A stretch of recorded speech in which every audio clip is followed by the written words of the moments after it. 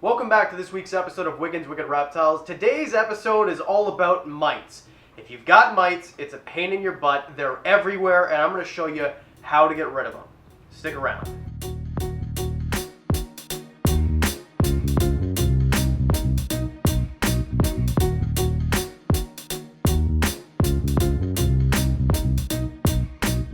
Mites are these little insects, or I don't think they're insects. I'll put the name of what they actually are right here. And they suck the blood of your reptiles. They get under their scales. What I've heard is a lot of keeled scales animals aren't really susceptible to mites. However, animals with regular scales, they can get mites, and if they do, they'll spread like wildfire. They stick underneath their scales, and you can see them, but it's very hard. If you go pick up a snake, like I did yesterday, I picked up 2 snakes, and every time I pick up an animal, I ask, does it have a respiratory infection, or has it ever? Is it infected with mites, or has it ever been? This guy was selling these snakes for a ridiculously low price, but he said he needed the money, and he said that he was just moving out of his parents' house, and that's why he needed it. So I gave him the benefit of the doubt after he guaranteed me that they didn't have mites. So, my long-winded story here, if your snake has mites, treat them. Don't sell them off to somebody, because what you might do is infect their entire collection. And today is about 2 things. How to get rid of mites, and what's really important is quarantining your animals, which is what I did. I brought these snakes home, I put them in their own tub just with white paper towel, right? Just white paper towel, and that way you can see them because they're black. And we're going to show you them, what they look like and what to look out for. And then when I opened up the tub today, 24 hours later, sure enough, there's mites all over, and you can actually see them in the scales and crawling on the snake. If I were to put these into a rack system or one of my enclosures downstairs in my reptile room, everything would be infected, and it is a pain in the butt to get rid of them, and we're going to show you how to do it. So let's just get rolling here. For the treatment of snake mites, there's 3 things that you're going to need in terms of solutions. First one, you can use some sort of mite solution that'll kill the mites. What I like to use is something called Nix. I'm not sure if this is available in other countries, but here in Canada you can just buy it like a Shoppers Drug Mart or equivalent of a CVS basically. And this is for head lice. That's what it's for. They're very similar, mites and head lice. They're not the same thing, and don't worry, mites can't infect you or your dogs or your cats. They're specific to reptiles. So what you want to do is mix up some Nix with some distilled water. So a half of a jug. So how big's a jug? A gallon, right? So half a gallon with a full bottle of Nix. They come in 2. And you can use Prevenamite and other things like that. I don't really know how they work, so do your research on that. So I do that first. I spray down the entire tub, and then I wipe it out as best as I can, because if your snake ingests the Nix, it'll get very sick and maybe die. So what you do next is you take your F10 or whatever your veterinary cleaner is, and then you spray it down, and then you clean it like you would your normal cleaning routine. I should mention too, the Nix and the F10, the outside of the bin, the ridges of the bin, the holes of the bin, these mites will live anywhere, and they can live for up to 3 weeks without a host.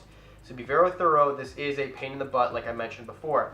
Next, most important solution is water. That's it. Use your water and make sure that it is completely doused, and you are taking any of the remnants of both of the F10 and the Nix, or whatever you use, out of the enclosure. You don't want your snakes to have this on them.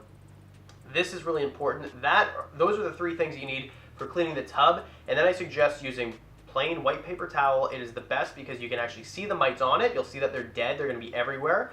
And then, of course, also you want to make sure that you treat the snake, and that's what we're going to get to next. All you're going to need is basic coconut oil, virgin coconut oil. That's it. And the reason you're going to want this is because you want to slather it. Was that a word? You're going to put it all over your snake. And the reason you do that is because it prevents the mites from breathing. It'll literally suffocate them, and it's not any harm to your snake whatsoever. You're going to have a water bowl in there as well, and water and oil don't really mix. So even if they ingest it a bit, it's not going to really hurt them. This is something that I've run by an actual reptile vet after a guy at a reptile store told me about this. So this is something that definitely does work. I don't see anything wrong with doing this, and also it's a natural product. It's literally 1 ingredient. So you're going to put some into a bowl, and then you're going to warm it up a bit so that it's become a liquid, but not hot, of course. And then you're going to put it all over your snake. And this is a part that snake doesn't like, you don't like, and then it's a pain. So you've got your bins ready now. And of course, if you had lids on them like I did, because that's how I quarantine them, all over the lid, you're going to have mites as well. So make sure that you wipe down the lid inside and out. It should be only a couple weeks that you have to do this every day, and then it's just a pain. And any surface that they were touching as well, spray down with Nix before you put them on that surface. And then whatever surface they were on before you found out that they had mites, spray down those surfaces as well. If you have an infestation in your racking system or whatever, the entire room, spray every surface down with Nix. Or like burn it. Yeah, burn it. That's actually a good idea. I had this problem when I had 30-something snakes.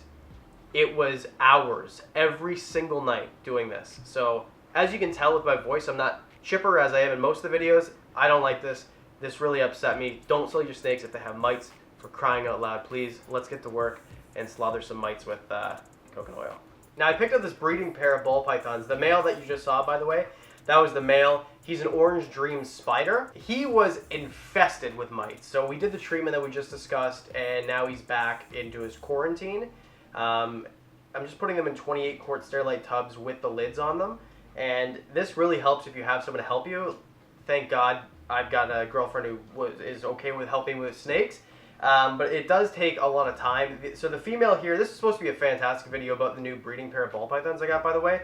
So the first problem is they've got mites, and then the female here, who we're going to show you, she is a fire. Now the really cool thing with fires and with spiders and with Orange Dream is they're all co-dominant mutations. So there's a chance that you can get a triple gene animal just out of one pairing, and then you're going to get a bunch of different ones as well. So the problem is not even just the fact that they've got mites. He did show me that they were locking, so I know that they were breeding. This is the female. The female is 968 grams, which is way too small. That is over 300 grams too small. In my opinion, that's 500 grams too small to breed a female. And she looks like she might not have eaten in the last year. It is so sad that this guy was breeding these animals. There's people out there that really do not deserve to have animals and do not treat them properly and use them as money-making machines. And now it's very clear to me why this guy wanted to get rid of them. Just to tell you, $100 is what I bought these two snakes for. Each one of these snakes alone is easily, especially if it was actually breeding size female, $150 for her and $200 for him in my area. All day long, those are easy prices. So I bought $350 worth of snakes that I thought I was going to have a nice breeding project of, because I don't really breed ball pythons and I want to start breeding ball pythons again. So I thought I'd get two snakes, and what I got was two snakes and thousands of mites. And to be honest, she isn't even that infected. Like, if you look at her paper towel, there's not even a ton of mites, and I can't see any on her, but they were breeding, so you know they were touching, and it's contagious. If one snake has mites, chances are a lot of your snakes have mites.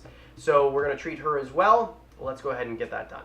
Here's how you do a proper quarantine. I want to end this out on a good note, because for the entire video, I never thought about it, but I probably seemed a little bit agitated, because I was. I mean, if you give someone snakes and they've got mites, terrible. Dog, stop making noise, please. Eris, hey.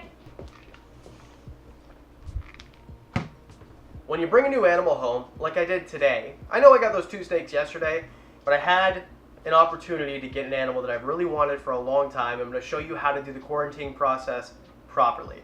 So you bring your animal home, and in this case, this animal is in a big bin. You can guess in the comment section right now what it is. Alright? So this is Irwin, the Indonesian blue-tongued skink.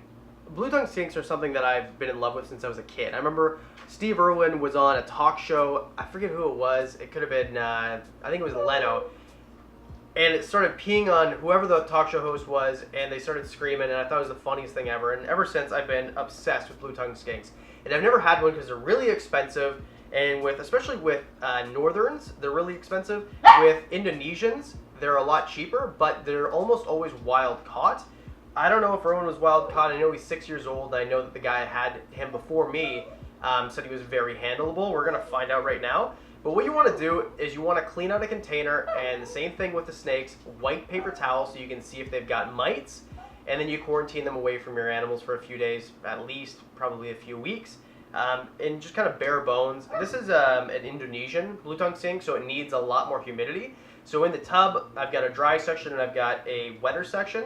And what I'm going to do tomorrow, if he's okay and he's got no mites or nothing wrong with him, I'm going to give him a bigger quarantine container for the rest of his quarantine. But just for tonight, he's in the small one. All he's going to have is a warm side and a cool side.